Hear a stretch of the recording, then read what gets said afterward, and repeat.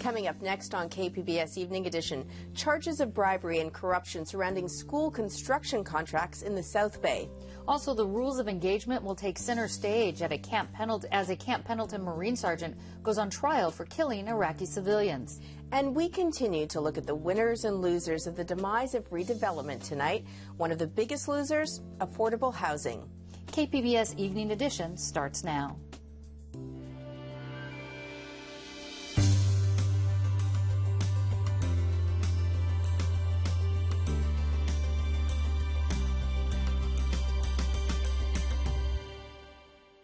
Hello, thanks for joining us. I'm Joanne Farian. And I'm Peggy Pico. Dwayne Brown has the night off. Current and former Sweetwater school officials and a construction executive have been charged with arranging a pay-to-play scheme for school construction contracts. The charges come after a year-long investigation by the district attorney's office.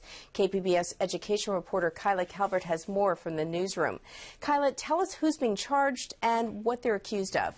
The district's former superintendent, a former Board of Education member, and two sitting Board of Education members have been charged with accepting gifts that they didn't report on financial statements and with taking votes on matters in which they had a personal financial interest. And then the construction executive is charged with giving and offering bribes. All told, the case involves 26 felony charges and several misdemeanors. And, you know, we may not think of schools and political intrigue at the same time always, but Dumanis, District Attorney Bonnie Dumanis, said that the scope of this corruption was substantial.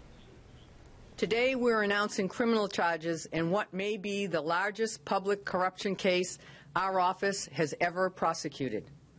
5 defendants have been charged with multiple felonies, including bribery, perjury, and influencing an elected official. Kyla, how have Sweetwater officials responded to the charges? Well, Sweetwater interim superintendent Ed Brand responded by saying that he has suspended the district's contract with SGI, the company that was overseeing the district's $644 million school construction bond projects. And he has also suspended the district's contract with an LA-based legal firm that was named in the district attorney's filings. And then he himself said that he will not be signing a 3-year contract that the Board of Education offered him just a few weeks ago to become the district's permanent superintendent, but will be continuing on just as a consultant with the district. But the 2 sitting board members who were charged won't be asked to step down.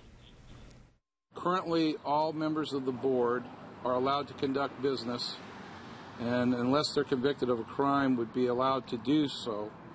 And it's our intent that everyone's presumed innocent until proven otherwise. Dumanis said that the investigation is ongoing and could result in additional charges and additional defendants. KPBS reporter Kyla Calvert. Investigators say 4 shooting deaths in Coronado last weekend were a case of murder-suicide. 2 of the victims were pilots stationed at Miramar. The San Diego County Sheriff's Department says Lieutenant J.G. John Robert Reeves killed himself early Sunday morning. Also dead, his roommate, Lieutenant J.G. David Reese, and Reese's 24-year-old sister, Karen, who was a volleyball coach at San Diegan Academy. Another man was also killed. He's identified as 31-year-old Matthew Satterley of Chula Vista. Investigators have not released a motive for the shootings. They say the 4 had been out celebrating on New Year's Eve. The former leader of a once powerful and violent Mexican drug cartel pleaded guilty today in a federal courtroom here in San Diego. KPBS reporter Katie Orr was in the courtroom. Katie, what happened? Peggy, Benjamin Arellano-Felix pled guilty to 1 charge of racketeering and 1 charge of conspiracy to launder money. This means he can be sentenced up to 25 years in prison and must forfeit $100 million. He also admitted in court today to being the leader of the Arellano-Felix cartel for several years and ordering the kidnappings and murders of witnesses and informants. Well, why did both sides agree to what I understand to be a plea deal? Well, for Arellano-Felix, it was a good deal in terms of prison time. If he had gone to trial and was convicted on all counts, he could have been sentenced up to 140 years in prison. And his attorney says this will possibly allow him to go home to Mexico to be with his family after his prison term is up. Prosecutors didn't comment on the deal, but this secures them a conviction and lets them avoid the length and cost of a trial. All righty, Katie Orr, thank you very much for that update. The final chapter of one of the deadliest raids on Iraqi civilians began today in a Camp Pendleton courtroom. Here is Joanne with more on the long-awaited trial of a San Diego Marine. The U.S. officially pulled out of Iraq just days ago, but today, a military trial here in San Diego serves as a reminder of war. On trial is Staff Sergeant Frank Wuterich. He led the Marine Squad which killed 24 Iraqis, some women and children, in the village of Haditha in 2005. He is charged with voluntary manslaughter. Wuterich spoke with 60 Minutes back in 2008. Here's an excerpt.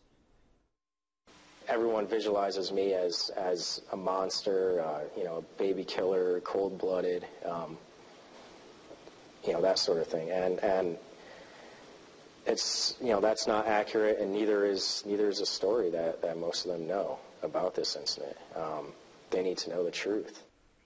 Joining me is Jeremiah Sullivan, San Diego defense attorney specializing in military issues. Jeremiah also represented another Marine involved in the Haditha killings. Jeremiah, thanks for being here. Good afternoon.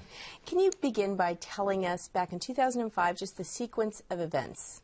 Well, generally, an improvised explosion device was detonated and tragically killed a Marine, and then the Marines responded, as they always do, to these sorts of events. And they cleared the area, and they cleared adjacent houses where they believed that small arms fire was coming from. We know that there were 5 men in a vehicle nearby. Those 5 men were shot and killed. Wuterich admits to killing those men. When you talk about clearing the homes, they went into at least 2 homes where women and children and other men were also killed. How many Marines were charged with regard to this case? There have been a total of 8 Marines, and this will be the final trial, the final chapter of this of this series of cases. And none of the cases have resulted in any convictions, so this will be the final trial. Now, Staff Sergeant Wuterich led the squad, so it was under his orders that the homes were cleared. And when we say cleared as well, this is when we know that these men, women, and children were killed. Do you think that a court will see his role differently than perhaps the other people who were charged? Well, I think there will be a number of witnesses who will be testifying before a military jury of members who have hopefully deployed to a combat theater, who have been engaged in combat. So there's going to be a different perspective from somebody who's actually been there, has been shot at, and who's actually witnessed the carnage of war. In terms of him, though, being the squad leader and giving the order to clear the homes, do you think that it might be where sort of the buck stops here, and this is the person under his order that this happened? I think that's one factor in the equation, that they can hold him more accountable because he was more senior, but that's just one part of the equation. You mentioned having a jury with soldiers who have been involved with combat, and when this case first became public, that was one of the things that we had heard about, that these were, as you could see, Wuterich is a young man. Mm-hmm. This was his first experience in combat, having to make decisions quickly. Really with a lot, this is when we also first began learning more about IEDs. Mm-hmm. Is that going to be a central part of this case? Well, absolutely. How he reacted in a battle zone where they're taking fire, where he has witnessed and he was well aware of other people have been killed, and if you hesitate, you die. He was making decisions that he could under the circumstances, and the government's going to criticize and say, well, he made the wrong decision, and he's going to say under the circumstances, I did the best I could. So a lot has been made about rules of engagement. What do we mean when we say rules of engagement? Well, the restrictions on the use of force, the use of lethal force, when you can engage the enemy, what sort of force you can use, where and how you can pull the trigger, essentially. And were the other soldiers who were involved in this, who were found not guilty or were not convicted, was it under rules of engagement? Was that sort of their defense? Some of them, they just, the government had dismissed the charges outright. And after Article 32 investigation, some of them faced charges regarding the failure to investigate, to adequately and thoroughly investigate the case. But this case is going to be about the actual shooting. The Article 32, what is that? It's you can consider it sort of a grand jury or preliminary examination where the government will call in witnesses to testify as to exactly what transpired, to see if they have enough evidence to go forward to an actual court-martial. Why is this taking so long? This happened back in '05. Why are we just finally seeing the final trial? Well, this case has languished for a number of years, but there have been writs litigated by the government and the defense, I believe. Some of it regarding the 60 Minutes footage. They wanted to get the entire footage available, so they spent a lot of time preparing the case, but 6 years is quite a long time. This was a very public case. I imagine it will be now in the next month as this trial continues. But is this an isolated case? And in terms of the research you had to do when you were representing your client, is this something that happened more often than we just hear about? I can't say. This was an extraordinary case, a very large case. There's 24 civilians involved.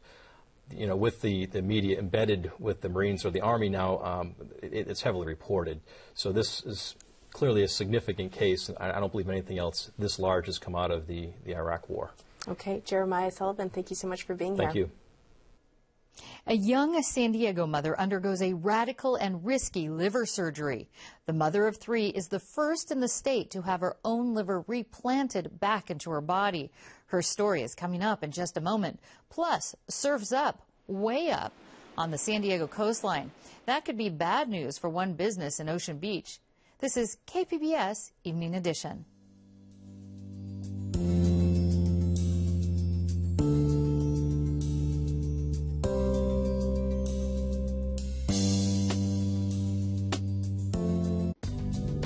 Tonight on KPBS, David Attenborough invites you to the depths of the New Guinean rainforest, where birds of unimaginable color and beauty live on Nature. At 9, volcanoes, from the Pacific to Yellowstone. How likely are they to erupt, and how deadly could they be? On Nova. And at 10, brace yourself, as Nova travels to Haiti and Chile to investigate the likelihood and deadliness of major earthquakes. That's all tonight on KPBS. I'm Gwen Eiffel. On the next news hour, the winners and the losers in Iowa as the candidates push on to New Hampshire. That's Wednesday on the PBS NewsHour.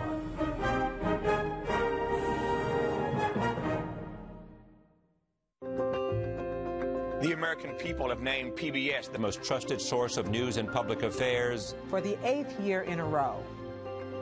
Trust. The American people have spoken. Thank you. KPBS Evening Edition is made possible by Joan and Irwin Jacobs and by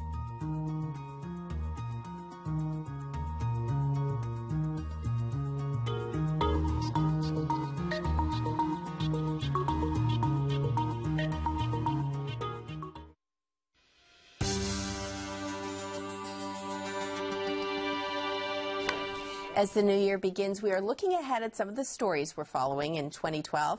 At the KPBS Fronteras desk, the focus continues to be on news from the Southwest and Mexico. I'm joined by Fronteras social media web editor Jose Jimenez. Jose, thank you for being here. Thank you, Joy. So this year, in both Mexico and the U.S., we're going to see presidential elections. What's the political climate like right now in Mexico? Well, in July 2011, Mexico had some gubernatorial elections in some key states in the middle of the country. And the PRI, which is the previous party that was in power, had some big wins. And so far, the polls going into the presidential election for July 2012 also showing a big win for the PRI. Basically, people seem to be saying that they're tired of Felipe Calderón and his drug war and all the debts involved with it, and they're looking at going in a new direction. Oh, so how could a change there affect us here in San Diego, or would it?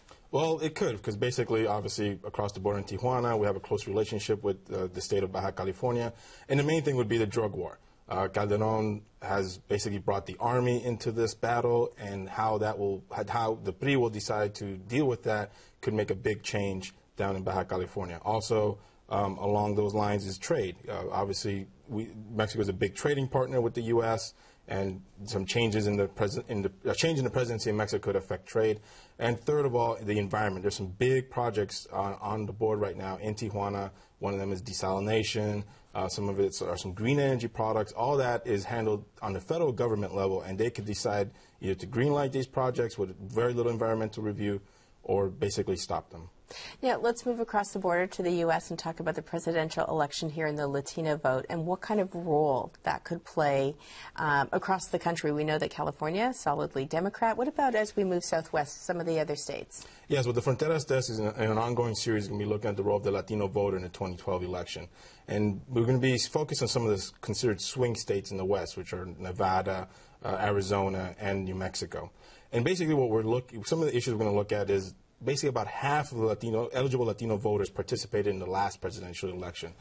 And there's always this talk about the Latino voter being this sleeping giant that's going to wake one day and have a big impact on the election. Well, we're going to look at the data on that more specifically and dig into that and see what are some of the reasons why only half of Latinos are voting, and if there is a change coming in this 2012 election.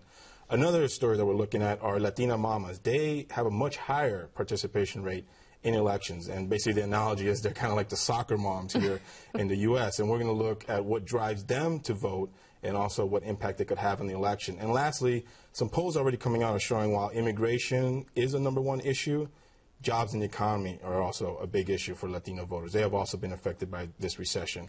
And the belief is that because jobs and the economy are important, that they will stay with Democrats in this 2012 election and not defect over to the Republicans. We haven't got a lot of time, but I just quickly want to ask you about education, because this is going to be, obviously it's been a big story last year, it'll be a big story this year. What's the big issue in education among Latinos right now? Right, and starting in January, we're going to start a series called the Latino Gap, looking at why Latino students seem to perform worse than other students in public education. And besides looking at exploring the issue, we're also going to look at some solutions that are being proposed. Jose Jimenez from the KPBS Fronteras Desk, thanks so much for being here. Thank you, Jen. We want to preface this next story with a warning, as some of the images are graphic and maybe disturbing. It's about a San Diego mother of 3. She's the first in California to undergo a radical life-saving surgery. Her liver was completely removed, reconstructed, then reimplanted back into her body. She's better in this picture. Clarissa Kiersey shows off a photo of her daughter after surviving a rare and risky surgery. The operation removed a large cancerous liver tumor, one she didn't know she had until just 6 weeks ago. For the past couple weeks and months, I've been having a lot of pain in my sides, and I was associated to my cesarean scars. And I went in because I believe I had an infection of some sort, and they found a mass in my upper abdomen. So they sent me down to San Diego, and they found a very large mass. Pretty much the only way to deal with this for her was to take the tumor out by removing her liver completely from her body, cold perfusing it with preservation solution just like we would for transplant, and then taking the liver to the back table, and then very carefully taking the tumor out of her liver and reconstructing the vessels that were involved and preserving the liver for her. And then we take the liver, once the tumor's out, and auto-transplant it back into her. This is video of Dr. Hemming in a similar surgery, removing a tumor from a liver before putting it back into the patient's body. Kiersey's operation took 8 hours. That's double the time of a traditional liver transplant surgery, and it has a 20% risk of death. But just 7 days after surgery, recovering very well, and for such an operation and everything else, I was just doing very well. Very excited to go home raising my daughter and my sons. Kiersey left the hospital right after we spoke with her this morning. We're told she was greeted by her 3 young children at their home in Camp Pendleton, where her husband is stationed. Up next, one of the biggest losers in the demise of redevelopment. Joanne has more at the Roundtable.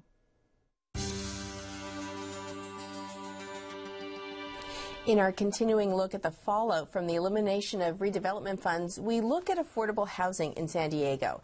Joining me to look at what's next is Susan Tinsky, Executive Director of San Diego Housing Federation, and Catherine Rodman, Director of Affordable Housing Advocates. Thank you both for being here. Thank you. Thank you. Susan, let's begin with you. Tell us how much redevelopment money flowed over into affordable housing. Redevelopment funds are the second largest source of funding for affordable housing in the state of California, second only to the federal government, but it really is the single source of affordable housing. In the federal government, we have many different buckets of revenue. It's contributed to 15,000 units in the San Diego region.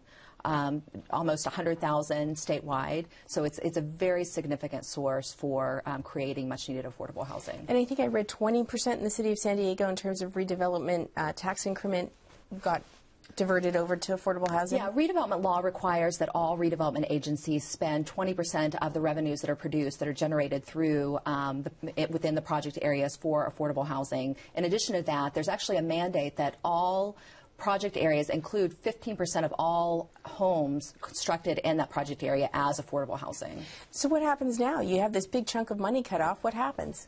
Well, we're hoping that we can work very, very quickly with our legislators to identify alternative funding sources for affordable housing, whether that is through reforming redevelopment, relooking at that, trying to meet similar goals, or if it is identifying a unique source for affordable housing. We're hoping that we can find solutions very, very quickly. Now, Catherine, you've been following this case very closely. In fact, you attended the oral arguments. Did you see this coming, this decision? We did. We filed an amicus brief in this case in support of the state. We understood that the state has the right to terminate agencies just as it created them. Our concern, however, as affordable housing advocates in a legal services program was to ensure that as the agencies dissolved, it was done lawfully. And we believe that the historic unmet affordable housing obligations to do things like replacement housing, inclusionary housing, what Susan was talking about, a certain minimum % of all housing developed has to be affordable.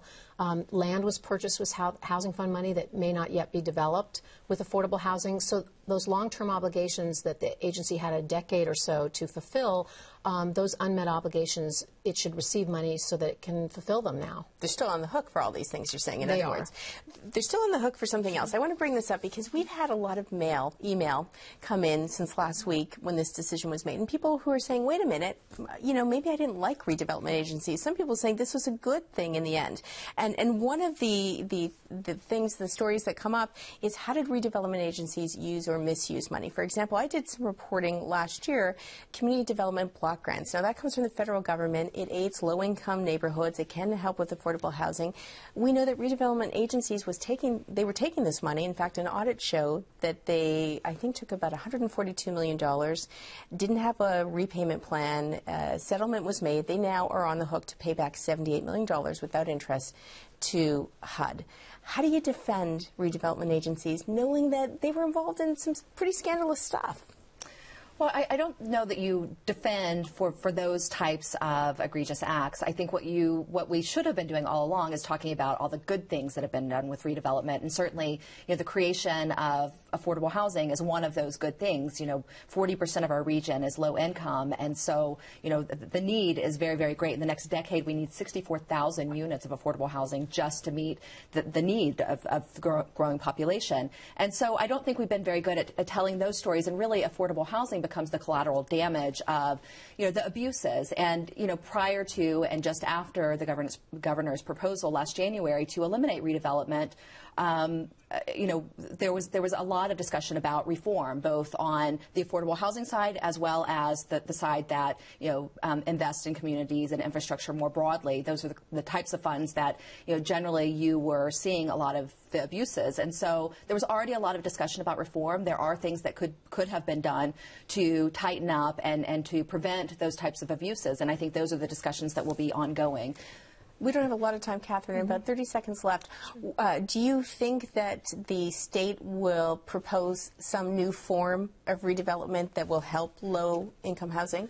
I don't know that they're going to be able to do that. I think that they're so financially strapped that that's not going to be a possibility. I do hope that they will amend AB 26, the dissolution bill, to make sure that these long-term unmet obligations for affordable housing are met. If they don't, there probably will be litigation to ensure that that happens.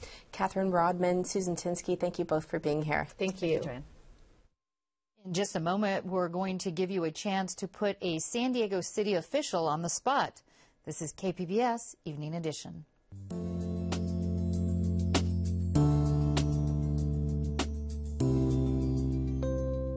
Where can you learn the history and uncover the treasures of our region?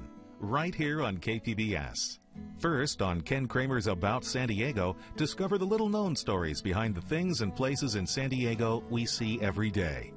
Then on Crossing South, host Jorge Meraz explores Baja, Mexico, and gets to know the places frequented by the locals. Get to know the people, the food, and the customs of our neighbor to the south, only on Crossing South, Thursday starting at 8 on KPBS.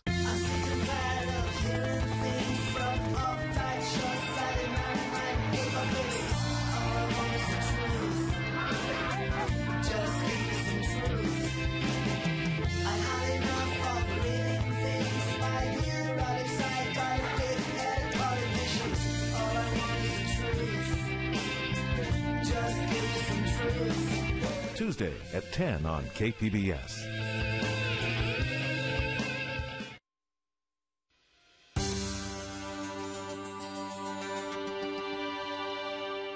Welcome back to the Public Square on KPBS Evening Edition.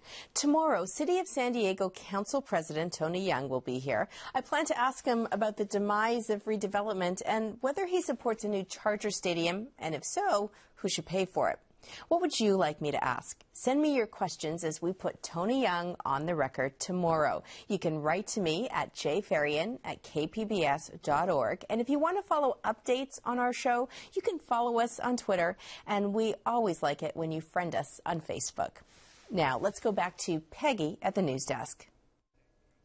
Current and former Sweetwater School District officials are charged with taking bribes from a construction contractor in exchange for lucrative contracts. The contractor is also charged in what prosecutors say was a pay-to-play scheme. And former drug kingpin Benjamin Arellano-Felix has pleaded guilty to charges of racketeering and money laundering. The deal could put him in prison for up to 25 years. Before you leave tonight, we're heading out to the coast where high surf has been rolling in. KPBS videographer Nicholas McVicker gives us a view from the Ocean Beach Pier.